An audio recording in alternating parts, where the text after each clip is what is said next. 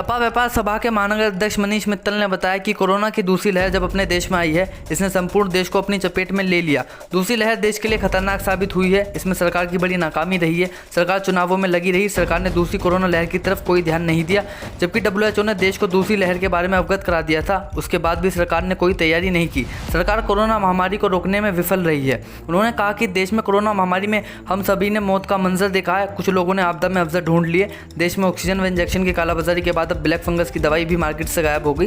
प्रदेश के स्वास्थ्य मंत्री गाजियाबाद में रहते हैं और शहर विधानसभा से विधायक भी हैं। जिले के लिए वो भी कोरोना काल में कुछ नहीं कर पाए। आज हिंदी पत्रकारिता दिवस पर उन्होंने सभी पत्रकार साथियों को हिंदी पत्रकारिता दिवस की बधाई भी दी। गाजियाबाद से सिटी न्यूज़ के लिए विशाल रावत की रिपोर्ट।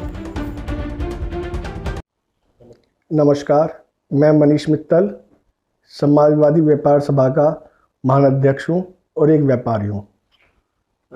आपने देखा होगा मित्तल साहब, प्रदेश में कोरोना महामारी चली, उसमें वैक्सीन की, ऑक्सीजन की बहुत ज़्यादा दिक्कतें रही।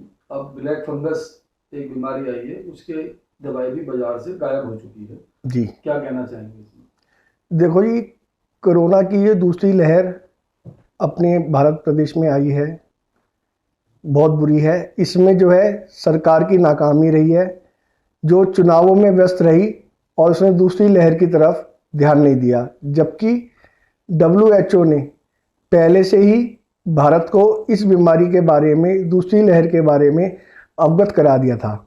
और रही वैक्सीन के लिए जो आपने सवाल उठाया है, ये बहुत ही निंदनीय है, जो कि प्रदेश में और पूरे केंद्र में, पूरे राज्य में बिल्कुल गायब रही। इसमें सरकार बिल्कुल विफल रही है। और अब जो ब्लैक फंगस महामारी आई है, इसकी भी वैक्सीन बाजार में उपलब्ध नहीं है, ब्लैक में भी नहीं मिल रही है। शहर में चर्चा है सरकार ने विकास के नाम पर लोगों को शमशान घाट दिए हैं। आप इसे किस नजर से देख रहे हैं? मैं अभी पीछे आपके न्यूज़ चैनल पे देख रहा था, हमारे प्रदेश के एक राज्यसभा सांसद जी ने बयान दिया था कि जो ये मृत्यु हो रही हैं, जो लोग कोरोना से जा रहे हैं, ये इन पे मैं ध्यान नहीं देता हूँ। इसलिए मैं इसे समझता हूँ ये विकास के नाम पे हमें शमशान दे रहे हैं। आपने देखा होगा मित्तल साहब, अभिभावक बहुत ज़्यादा चिंतित हैं सरकार के फैसले को लेकर के। कोरोना महामारी, ब्लैक फंगस महामारी देश में चल रही है और सरकार इंटर के एग्जाम कराने की तैयारी कर रही है। इस बात को लेकर अभिभावक बहुत चिंतित हैं कि इस बीमारी में कैसे एग्जाम कराएं, कैसे बच्चों को। अभिभावकों का चिंतित होना लाजमी है, क्योंकि जब इस महामारी से बड़े बूढ़े कोई नहीं बच पा रहा, तो बच्चे कैसे बचेंगे। माँ बाप जो हैं केवल बच्चों के लिए ध्यान देते हैं, एक दूसरे के लिए ध्यान देते हैं।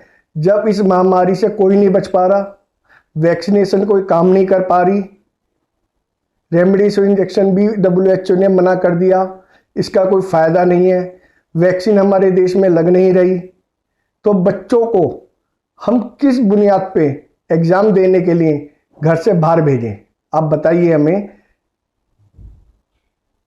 देखिए, देखा गया है कि पूर्व मुख्यमंत्री अखिलेश यादव ने सरकार से कहा है कि बोर्ड एग्जाम से पहले सभी बच्चों को वैक्सीन लगाई जाए। इस पर आप क्या कहेंगे? बिल्कुल ठीक हमारे पूर्व मुख्यमंत्री जी ने कहा, मैं उनकी इस बात से बिल्कुल सहमत हूँ।